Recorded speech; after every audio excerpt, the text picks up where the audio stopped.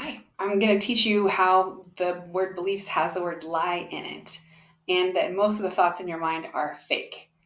So, before you're age 7, you go through this period that's called the programming period, where you're basically like a computer receiving software.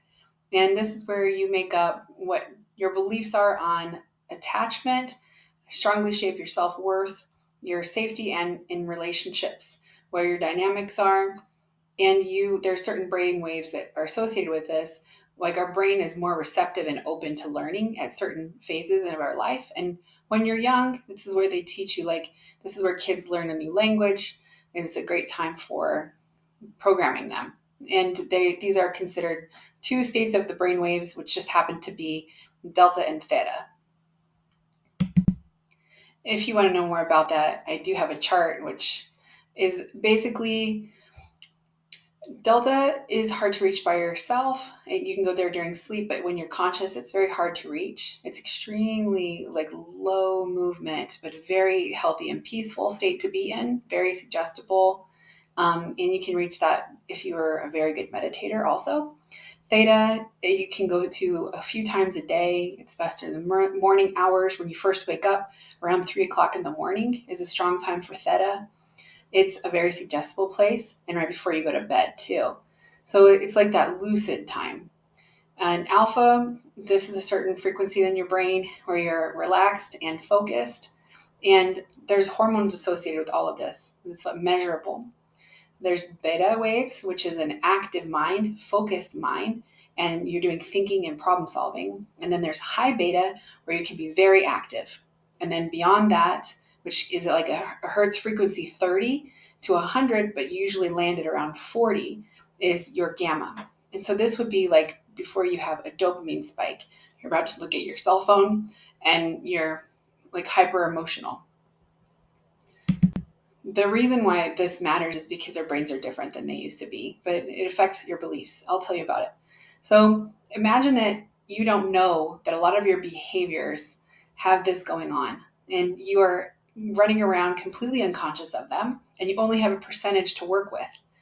The mind loves repetition, and we can access it doing things like suggestive planning during theta waves, which is important to do through repetition, through moving our bodies in a different way than it was to interrupt old patterns and create new transmitters.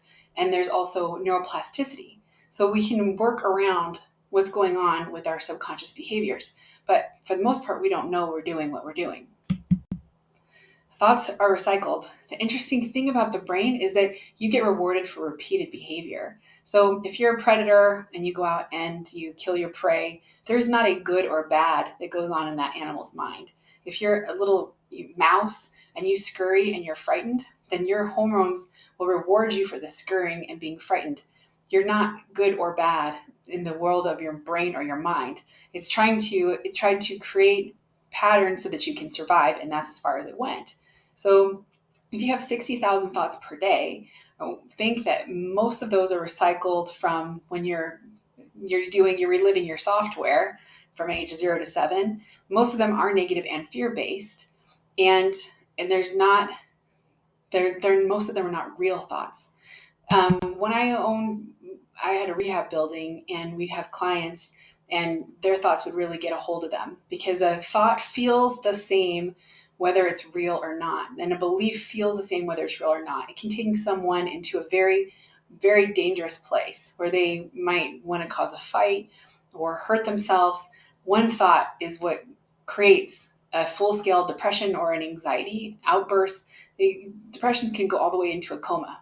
This is all stems from one thought, which is pretty much a little brain fart, just something going on all the time. So the brain, it has something called heuristics. It creates false assumptions. It uses shortcuts. It needs to do this because it has so much operating systems.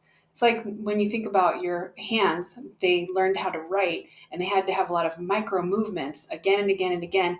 It was a lot for your brain to focus on that for a while. So it does its best to throw that into a pattern, because you don't need to be telling your hand to swirl your E again and again every time. It exhausts the brain. It needs to use it for other things. So it takes shortcuts. It also makes a lot of assumptions. Well, where this hurts in the world of human relationships is that it is accurate to say that what you're thinking other people are thinking is wrong most of the time. That their meaning and reasons for things or doing things is wrong most of the time. That you're thinking about yourself, especially the negative stuff, but sometimes the positive stuff too, can be a bit of a delusion. And if most of your assumptions are wrong and most of them will mislead you, then we have to take heed to our mind. So, how do we know which ones are real and which ones aren't? Some people say that intuition comes with a state of peace. Your hormones always have a bite to them or a sting. And you'll know the difference between what's just kind of a basic intuition versus a false belief, because a false belief will have that, there'll be a hormone attached to it. It'll feel like something, a little cortisol spike. So this is where people are like, I know he said that. I know she said that, but he didn't say that and she didn't say that. He didn't think that, she didn't think that. And you're wrong about whatever you think is going to happen to you because it's got this spike to it. It's an emotional spike. So it's interesting to think about hormones with relation to how your brain operates. And why this matters is, in addition to all the other stressors that we have going on in our mind, in our lives, like our brains are operating at much higher levels of cortisol spikes than they ever were before. We're at the highest that we've ever been as far as information overload and stress and strain. And this can cause a lot of false beliefs.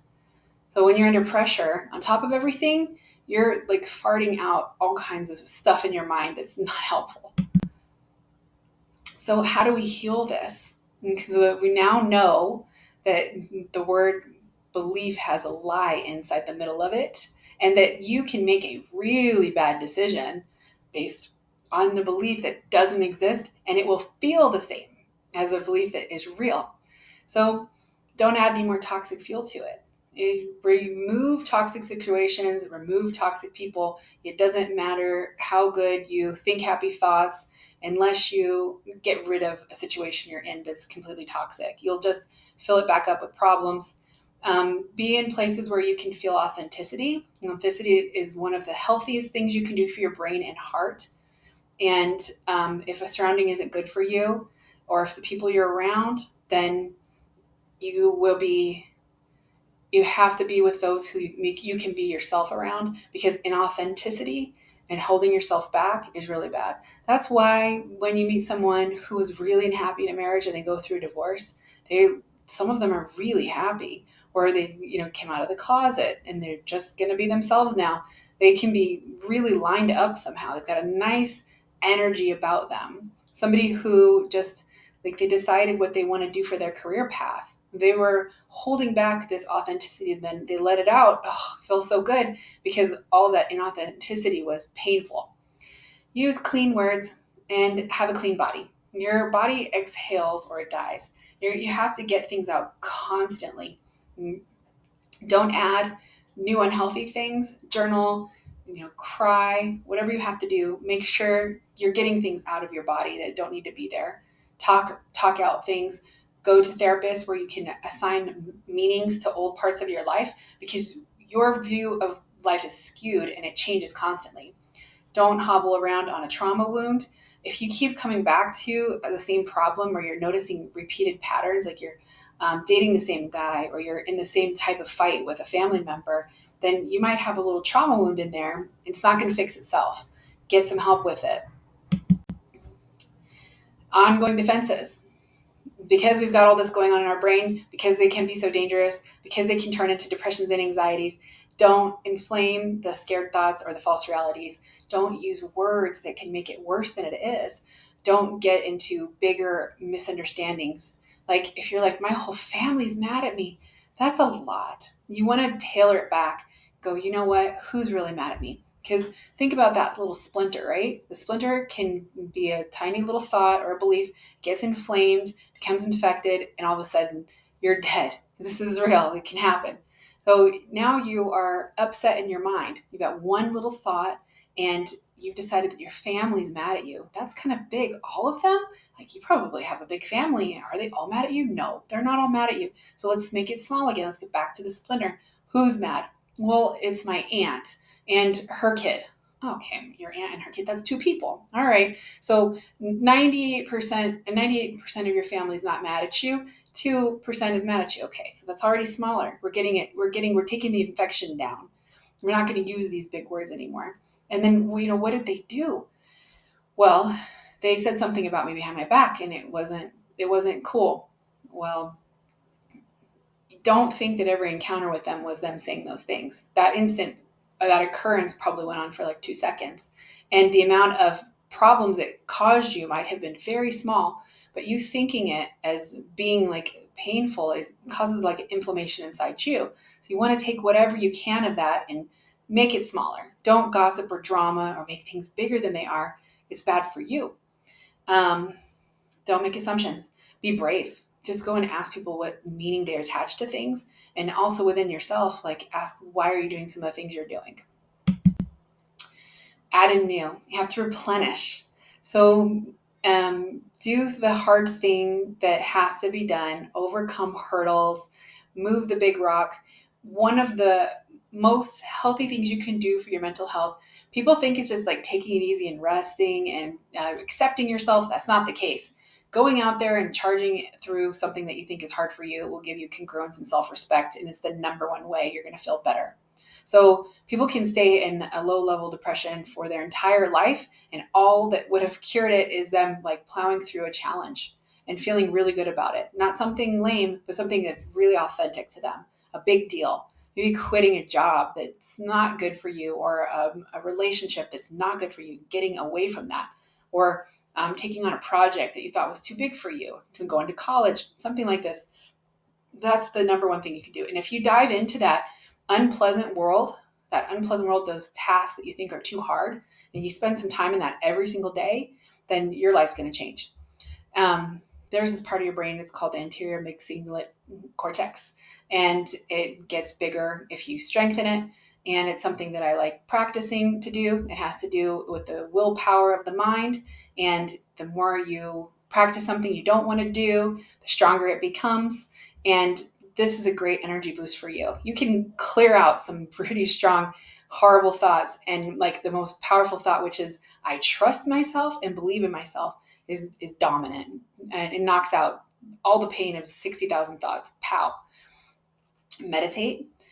Use those theta hours. Be smart and strategic about that. There's usually like 6 types of meditation people do, right? The average person has multiple ways they meditate.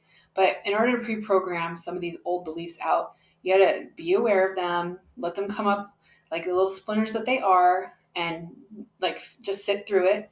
But then you can redirect them too.